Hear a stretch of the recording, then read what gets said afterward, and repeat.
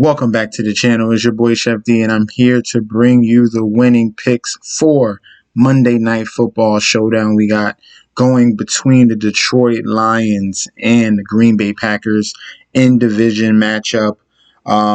Detroit showed some fight in week one. Green Bay obviously had a poor performance. Before we do a deep dive into the showdown, don't forget to like, comment, and subscribe to the channel. Currently at 456. The next goal is at 450, and sky's the limit. After that, we want to get to 500. The goal is 1,000. All right, so we can get monetized. So let's get into the nitty gritty. Let's start off with our favorite plays. Before I go into the captains, pretty much all these favorite plays can be switched into that captain spot. But let's first check out the injury report. So we have a doubtful on Josiah DeGar, who's a backup tight end for the Green Bay Packers. We don't know about Lucas Patrick, the guard, and we don't know about starting safety Darnell Savage as well. Vernon Scott, another safety, is going to be out for the Green Bay Packers. On the other side, Detroit Lions are seeing a lot of injuries. Kevin Strong, Tyrell Williams, who could have been a play, he's going to be out. Questionable on Brockers and Trey Flowers. Those are the type of guys that are going to be pressuring Aaron Rodgers. And then DeAndre Swift is most likely going to play. All right, so let's get into this. First, let's start off with Davante Adams. Obviously, that poor performance affected everyone, all the stars on the Green Bay Packers side. Adams, Rodgers, Aaron Jones. So we're going to go back to the well here, and we're going to go and get each and every one of these guys in a home opener going against their little brother in the Detroit Lions. This is a perfect situation where we can see a Green Bay Packers onslaught and really take full advantage. It's like a 5-1, a 4-2, something like that. That should win the tournaments for tomorrow. So Davante Adams comes in. He obviously has a positive game script and a positive matchup going up against the Detroit Lions. The question is, does Aaron Jones take over? Because the key to this offense is going to be establishing the run. Obviously, the Lions are a poor run defense, so that's our next guy, which would be Aaron Jones. Dual threat right here. He wasn't able to get going against the New Orleans Saints. They have a very solid front four and a good linebacking core that pretty much bottled up Aaron Jones. Only had 5 attempts, 9 rushing yards, and only 2 catches. So in a game where they were down big, you would expect some more receiving opportunities for Aaron Jones, but that was not the case. So we love Davante Adams. We love Aaron Jones. And our next guy will be Aaron Rodgers. Only 3 fantasy points in the first game. A lot of weird talking about that he doesn't care anymore. That's highly doubtful. This is going to be his last run, most likely. And this is a perfect situation where they can equal up their record at 1-1 against the Lions. I expect a nice bounce back performance. No 2 interceptions. I don't think that happens against this secondary. He should be able to pick apart this defense. All right. So other than those 3 main guys, let's look at some cheaper options on the Green Bay side. And one of my favorite guys is going to be Marquez Valdez-Scantling at the wide receiver position. So you have a lot of expensive guys with Aaron Jones, Davante Adams, and Aaron Rodgers. You could even get creative with Valdez-Scantling at the captain spot so you can save some salary, put in all your expensive guys in the flex, and you might have a solid option. This is one of the guys that led week 1 in air yards.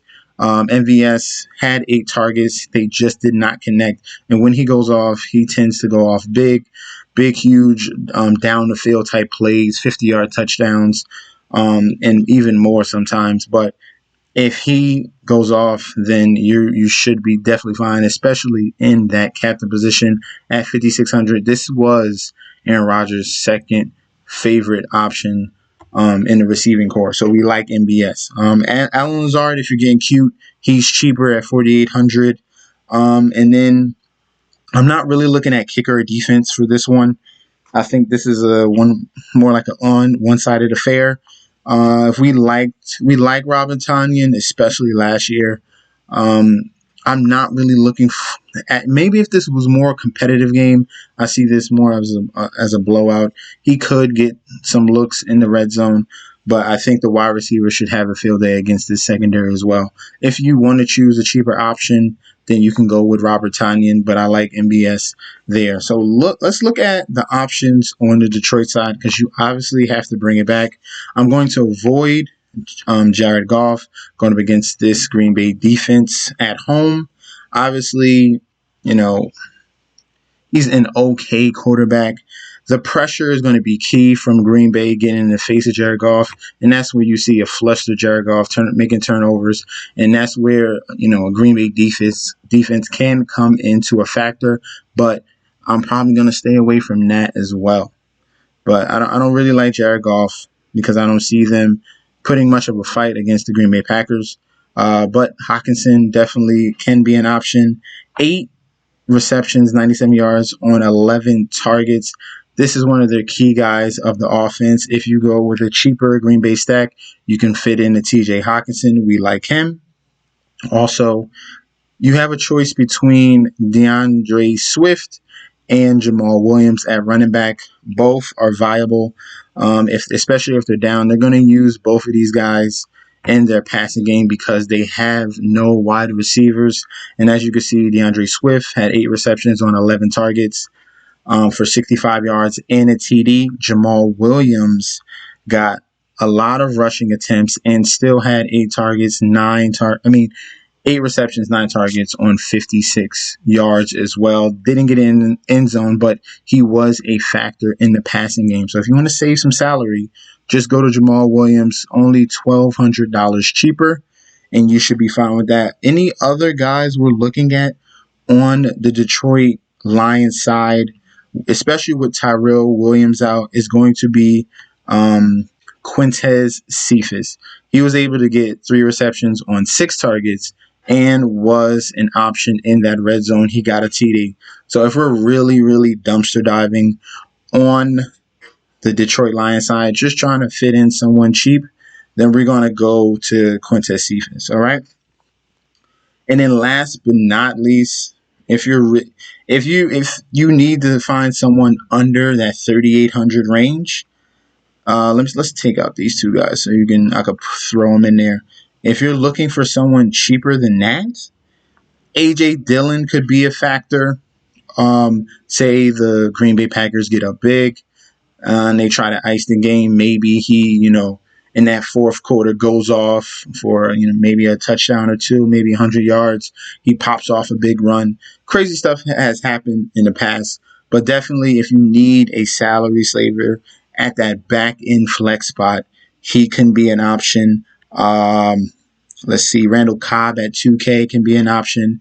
He has that connection with Aaron Rodgers, and he might get some, late run in the game. And that's pretty much it. I'm not really, deep diving on these guys at 1,800 and 600 and things like that. We're going to focus on the main guys because these guys are in a situation where they need to bounce back.